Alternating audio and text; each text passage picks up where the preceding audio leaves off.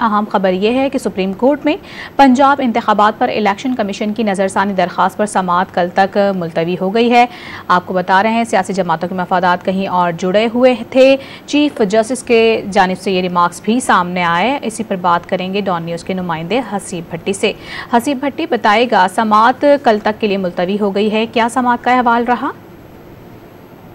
देखिए, आज समाअत के शुरू में ही जब अटॉर्नी जनरल ने वजाहत देनी चाहिए तो इस पर चीफ जस्टिस ऑफ पाकिस्तान ने कहा कि आप अपने दोस्तों को समझाएं कि वो हमारे गेट के ऊपर भी इस तरह की बातें करते हैं, जबकि बड़े जो पार्लियामेंट का जो बड़ा ऐवान है उसके अंदर भी कुछ इस तरह की बातें करते हैं। हम तो अल्लाह की रजा के लिए सारे काम करते हैं और उसी को खुश करने के लिए किसी शख्स को खुश नहीं करना चाहते।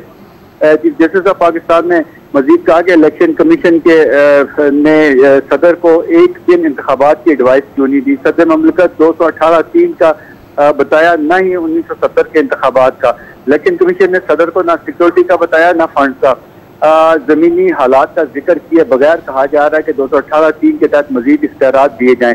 आइन इख्तियार देता है तो इस्तेमाल करने से पहले आंखें और जहन भी खुला रखें। तलौर के शिकार वाले इलेक्शन कमीशन के वकील ने कहा कि तलौर के शिकार वाले केस में भी अदालत ने अपने फैसले पर नजरसानी की। 16,000 मुलाजमीन के केस में नजरसानी खारिज हुई, लेकिन अदालत ने 184(3) और 187 से इख्तियार इस्तेमाल किया। जजेस केस में भी अदालत ने अपना फैसला खुद तब्दील किया। अदालत ने जजेस केस में 100 मोटर नजरसानी की थी।